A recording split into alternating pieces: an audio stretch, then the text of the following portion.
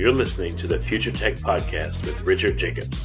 Future technologies such as artificial intelligence, stem cells, 3D printing, gene editing, Bitcoin, blockchain, the microbiome, quantum computing, virtual reality, and exploring space are much closer than you might think.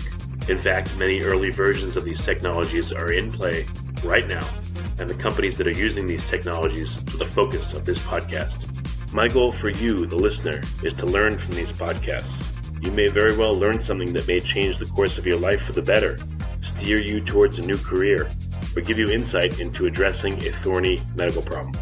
Remember, this podcast and its content is informational in nature only. No medical, tax, legal, financial, or psychological advice is being given. If you've enjoyed the podcast, please listen, subscribe, like, and tell your friends about it. Thank you.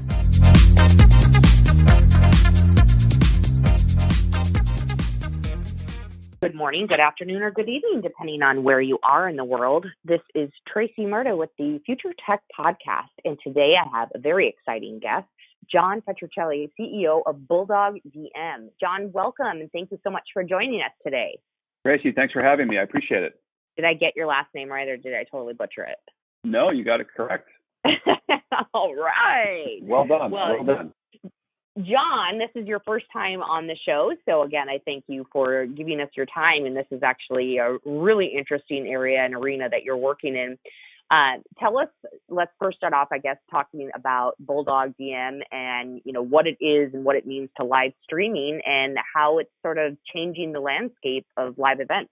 Sure, happily. Bulldog DM, we are a live streaming company focused on premium content and bringing a kind of a set of and philosophies of best practices, to this kind of growing and exciting market and helping the various stakeholders kind of harness some of the power of live streaming. And stakeholders are content owners, brands, agencies, platforms.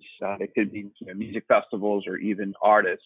And we've had a rich and kind of long history in this space that's, close to a decade and a half. And we've learned quite a bit along the way. And very, very recently, this has become a very hot market. Live content has now become a focal point of platforms like Facebook and Twitter. You've seen Amazon acquire Twitch. And now there's a big interest given the propagation of connected devices that have hit the market that can really play beautiful, rich video combined with the explosion of social media. There's now this real interest in a kind of collaborative, participatory engagements. And we've kind of seen it all. We have a long history. We've really been focused on that part of this kind of growing market. So who is doing the live streaming? Like, give me some examples of some of the events your favorite events that you've covered. Well, in our long history, the background from my business is I had a live streaming company that was acquired by AEG. And as you know, AEG is the world's largest presenter of live sports and live music. And we've powered things, the most watched live experiences of all time, both during that tenure and also during the Bulldog tenure. So we've powered live video for things like the Grammys, Oscars, Masters, TED Conference, E3, all of MTV's live experiences. And we also spent a lot of time helping YouTube move into that market. And with YouTube, we powered Coachella, Bonnaroo, Rock in Rio, Lollapalooza, Austin City Limits, the Royal Wedding, things, like movie premieres and product launches for brands and tentpole events like Oracle, Open World.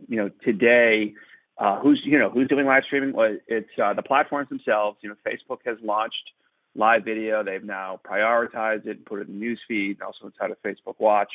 And we've also seen Twitter really kind of largely center their go forward strategy on their microblogging and their social media platform combined with live video. And then we see brands as well moving into the space. Red Bull, for instance, very, very active, powering live music and extreme sports and a lot of things that are synonymous with their brand and numerous others. And what we're starting to see is, if executed properly, that there's a great, consumer tune-in, but moreover, they'll really watch for extended periods of time. And if you're, Madison Ave and you're trying to talk to the dialed-in digital community, the Gen Z or millennial community, that's becoming an interesting opportunity given engagement is very hard to get in today's market. It's hard to get anyone's attention for even 4 seconds or 6 seconds. And if done properly, we're seeing live video, people tuning in for, big chunks of time, especially on platforms like Twitch. Why do you think it is that it is so hard to grab people's attention? Is it just there's just, so much out there that we're divided as far as, what we want to see and all take in one moment? Definitely. And, there's so much content, so many options. And, in my opinion, we're also in the early stages. I think you're going to see big, Disney is going to launch their own OTT platform. I just read last week that NBC is going to move into that space. Combined with, big players, I think Apple's going to start to finance a lot of video-centric content. And, video is still, especially live video, we're still in the early days of that market. But the attention, I've heard people use the term attention economy. There's so many different options. You've also got big segments of society, again, like millennials. I've seen like 77 million people have kind of grown up on connected digital platforms. And there's so much information. And now when you start to layer in things like, social media, Instagram, Twitter, Snapchat, et cetera, it also adds a complete layer of options and complexity and discovery as well. There's so much going on. There's so much information that, again, real hard for, a Coca-Cola or Samsung to get someone's attention and kind of drive their message back to that viewer. Well, let's break it down a little bit. So from a technical standpoint, how much in the past, I don't know, let's say 5 years or so, how much has the live streaming changed from, start with technical and then maybe talk a little bit more about social as well? Big changes in the technical landscape. We've seen more and more kind of bandwidth. A lot of what we, in the live streaming world, a lot of it initially is tied to what is the connectivity at the venue that the experience is happening at. That could be a stadium, it could be a club, it could be someone's studio, it could be a retail store. Early on, we'd have to come in and bring, big infrastructure to bring that to life. In early days of live video, that a lot of times would require, a satellite, just like you'd see outside of a professional sports arena for the broadcast. We'd have to bring in, connectivity to bring the experience to life. Obviously now, today, most of the venues are wired. They understand that people are going to be coming to these experiences with, mobile handsets, and they're going to be consuming content. So a lot of that has changed for the better. It definitely helps, but that's a key driver. The second component there is the actual video workflow, the video quote unquote production. And live video, multi-camera video is very complex. It's an exact science. Not everybody can do it. And we've been at this for a long time. We've identified the production strategy that helps bring that to life. And having said that too, a lot of the costs of equipment have come down. You've seen an increase in quality. Even GoPro cameras have 4K capability. So there's a lot of I think penetration in the market of higher quality capture devices that are also a lot more affordable, and that's led to a pretty big increase. And then on the user experience side, this market rapidly, the video market in general, the online video market, kind of had this hyper acceleration. We started to see the advent of the smartphone. So these now handheld smartphone devices can now really render and play video. Early on, very hard to play video. It was like a slideshow, not the right connectivity to the device. So those factors have all kind of contributed to this big growth in, the consumption and the interest in the live streaming experience. Okay. What do you expect? I'm just curious because with, everything 2019, we've got a fresh year here. What are some of the current largest challenges that you have with live streaming some of these larger events and festivals and things? And is there any sort of regulations that are changing this year that, people might want to be aware of?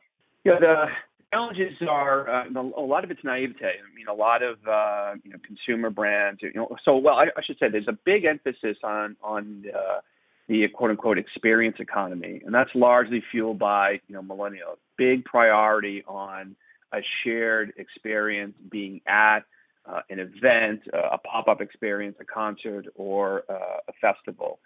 And so that's where the attention is, and that's where the experience. So we're talking a lot to the people that create these experiences, again, brands, content owners, artists, et cetera, and how do we help amplify, that engagement? So the challenge there is how can we create a media layer on top of these, these amazing, compelling experiences that could be in a room of 200 people, it could be 2,000, or it could be in the Staples Center of 19,000. How do we help amplify and bring that experience to life? So a lot of it is helping educate and understand that there's definitely the capability to do that. We need to bring in, a video workflow to bring that to life.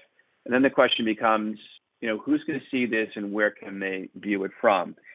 There's myriad of options out there today. There's always been YouTube, the world's biggest video platform, but now that's joined by platforms like Facebook, like Twitch, like Instagram, like Twitter as well. And then the idea of streaming video on publishing sites, but also building something like a microsite. So our clients, for instance, have been Coca-Cola, Snickers, et cetera. They don't have these massive consumer-facing video-centric platforms that YouTube would have. So a lot of times we'll build a quote-unquote microsite and we'll embed it into the brand's owned and operated website or web experience. So now the experience can live in multiple destinations and kind of help, drive awareness. But those are the largely the challenges. Rights, for music are also an important factor. That's got to be, cleared. You've got to have sign-offs with the content creators.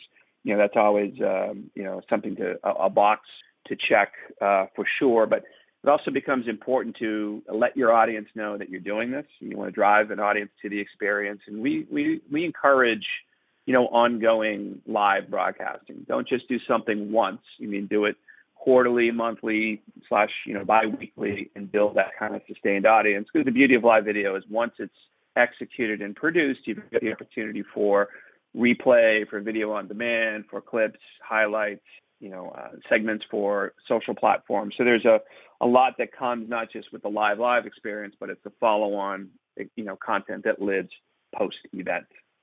So when it comes to the types of festivals and events and things like that, are there some that are better suited for live streaming? What is, I guess, the ideal type of event for live streaming versus one that just doesn't, make sense? Or who's jumping on board with this and doing it, and who's saying, no thanks, it's not appropriate for the, space we're working in? That's a good point. We've seen, a lot of enterprise companies want to take an experience and help manage, the travel costs. If you've got 1,000 employees spread out across the country or across the world, it's a big cost to bring everybody under, one roof and bring that experience to life. So there's an entire market around taking a seminar or product launch, a company town hall, and delivering that in real time out to employees on their devices. And it becomes a way to authenticate and make sure that this is, only viewed by entitled, authenticated consumer or, viewers of the corporation. That's an important business. On the more direct side, we have seen customer retention. So you might want to live stream to T-Mobile T-Mobile subscribers and users can get some pretty compelling content. Or, customer acquisition. T-Mobile live streams something like Coachella to a massive audience on the YouTube platform with, huge tune-in. Coachella is 3 days. It's 5 live concurrent channels of video from the 10 or 13 stages at the festival, and the tune-in times are eye-popping. They're extensive. So a lot of brands are now moving into this space to communicate, to offer. Maybe it's a product launch or an incentive, to the consumer. We've seen this recently. We worked with Samsung. They launched their Galaxy Note 9, big media press throughout the day, and they put forth a concert with the artist Logic live from their Samsung 837 store that we live streamed on their channel on Facebook. We also recently worked with Jeep, who launched their Gladiator vehicle at the LA Auto Show last month, and that was a live experience on YouTube, Twitter, Facebook, and Instagram. If you were on the YouTube platform, you could actually switch on desktop between 4 different feeds of the experience, or 4 different perspectives as they, launch this new, pretty compelling vehicle. So for them, they have all the attention of the automotive press at the LA Auto Show, but here was a way to amplify and connect that out to the consumer. Very successful strategy for them. We also work with a brand like AT&T. AT&T is looking to connect with millennials. So they powered all 3 days of the Governor's Ball Festival in New York City. So you could watch 2 channels of live streaming, 6 hours on Friday, Saturday, and Sunday. You could switch different stages and see different artists perform. And that was available on AT&T platforms as well as AT&T's Twitter channel. And then we embedded the user experience into the actual governorsball.com website. So for AT&T, it becomes a very compelling way to reach the audience that's very important to them. These are typically consumers who aren't watching, Law and Order on Thursday night at NBC and sitting through, the commercial from State Farm or from the brand. Again, they're either at these experiences or they want to attend and have this kind of collaborative participatory broadcast. And those are some examples of what we've seen, how that works and why it works and how it provides this kind of amplified, kind of compelling engagement back to the viewer. So tell me, give me an idea of how involved in the actual production and all of that are you, and what kind of team do you have to run these events or to do to handle the live streaming? I just can't even imagine. There has to be so many things that could potentially go wrong. How do you what's your team look like, and how do you combat that? Yeah, it's very true. Live is it's not easy. It's stressful, especially given what's at stake, and if you're working with something like a music festival and a big brand like AT&T, timing is super important. So we've learned along the way again that the actual creation of the video experience is a science. We've identified, and we work with people that understand the nuances of live TV production and how that would render and look like on a smartphone or a mobile handset or a connected gaming console or a tablet. And we've really come along a long way. Our production teams are Grammy-winning, Grammy-nominated people that are live and breathe that kind of dynamic space. So when we're on a project, and the project could be, give you an example, we did something with the NFL at the Pro Bowl this past year. And the NFL, if you recall, they allowed the teams to celebrate their touchdowns. And at the end of the season at the Pro Bowl, they picked 4, and they had Keegan-Michael Key come in, famous comedian, and do this kind of live variety show.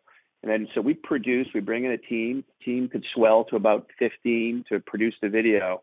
And the experience is then broadcast on Facebook. And the consumer can vote via hashtag in real time, which team could win. And then that's announced subsequently at the Super Bowl, the following week. That kind of a project, again, the team is around, 18 to 20 people. We also work where, we can stream something from anywhere in the world. We can pull the feed either through fiber, or if we're getting it through satellite or some kind of connection, process that video in our network operations center and bring that experience to life. For years, for example, we have worked with Coca-Cola, who is the title partner and sponsor of the Coachella Rock Festival of Mexico, called Latino in Mexico City. So Coke has already, or the festival has hired a top video production team in the country, and we're working with them. We're pulling the feeds from the multiple stages, bringing that to our facility in the U.S., and then creating a digital experience that's broadcast back to consumers across, the entire country. So that's, a smaller execution, given that's more of a technical play. But typically we work in one of those two capacities. It's either run the entire project, create, the video production in and of itself combined with the streaming workflow, or it's, hey, there's an experience that's happening and we're just going to process and deliver the technology to make it an amplified live stream. But it kind of runs the gamut. It's, it could be a massive multi-day tentpole music festival. It could be a product launch with a brand like a Samsung, or it could be, AT&T's business conference. So AT&T has got a team that shoots the video from their big AT&T Business Summit in Dallas on an annual basis, and we're there strictly to help guide the process to deliver the live stream, provide the tech services and go forward. So it's never the same, but there's always that constant, like, hey, this is live. There's no cut. There's no, let's do that scene again.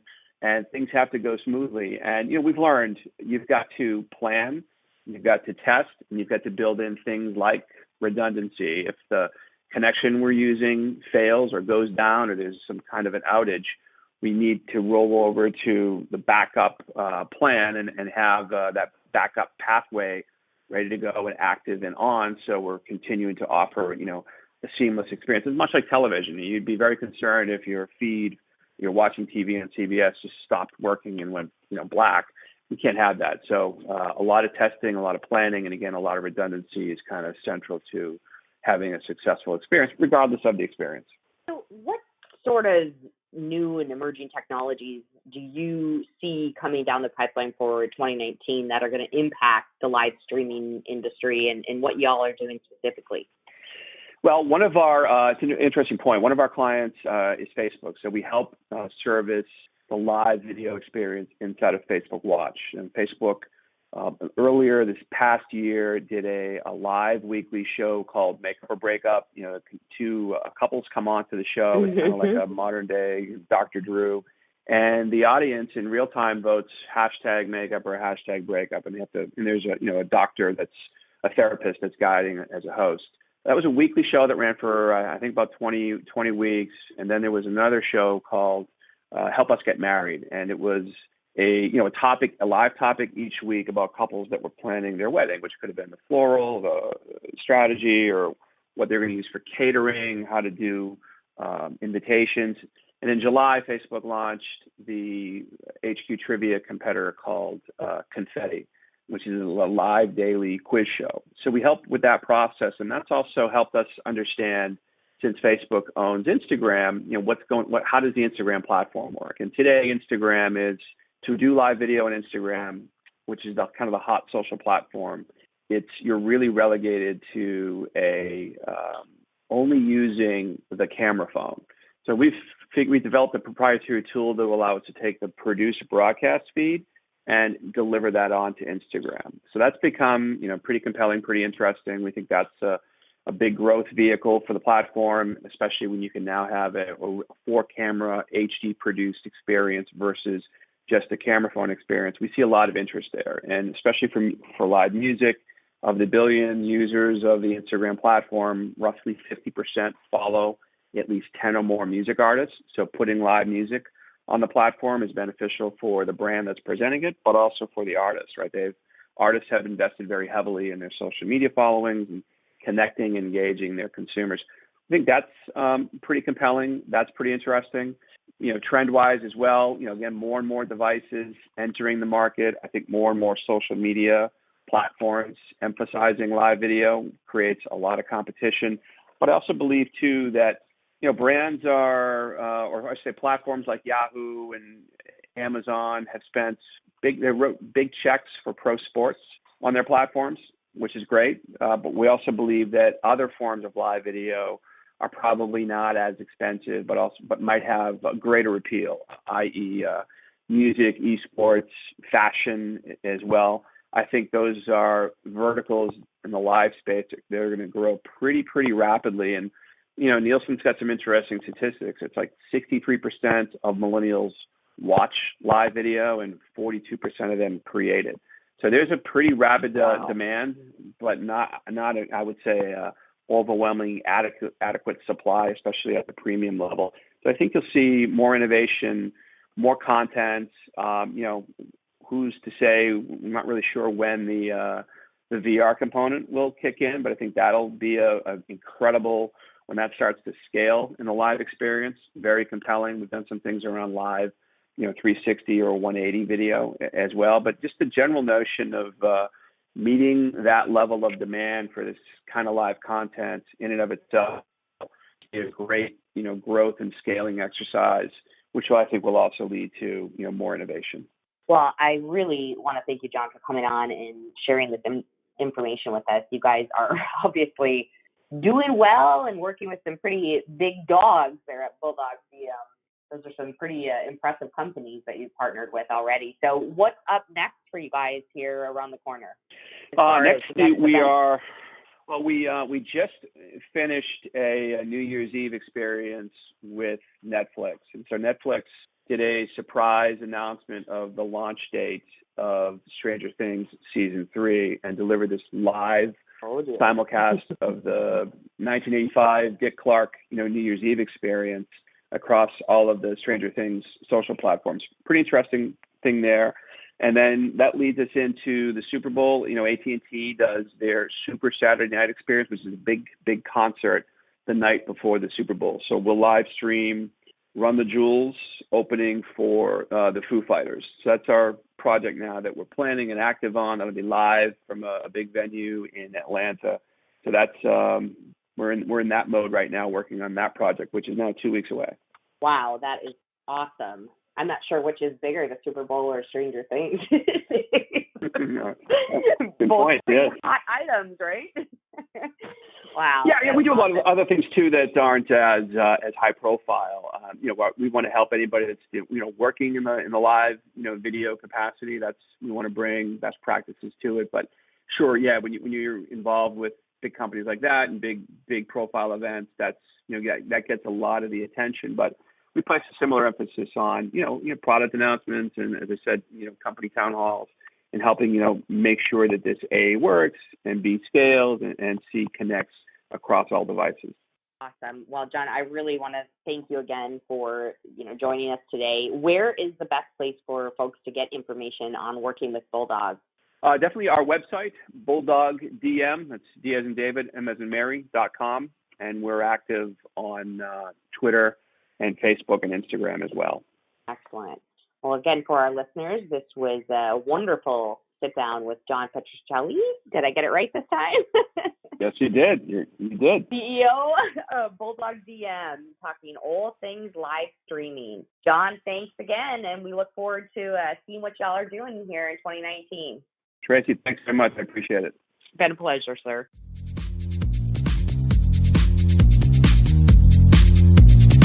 You're listening to the Future Tech Podcast with Richard Jacobs. Future technologies such as artificial intelligence, stem cells, 3D printing, gene editing, Bitcoin, blockchain, the microbiome, quantum computing, virtual reality, and exploring space are much closer than you might think. In fact, many early versions of these technologies are in play right now, and the companies that are using these technologies are the focus of this podcast. My goal for you, the listener, is to learn from these podcasts. You may very well learn something that may change the course of your life for the better, steer you towards a new career, or give you insight into addressing a thorny medical problem. Remember, this podcast and its content is informational in nature only. No medical, tax, legal, financial, or psychological advice is being given. If you enjoyed the podcast, please listen, subscribe, like, and tell your friends about it. Thank you.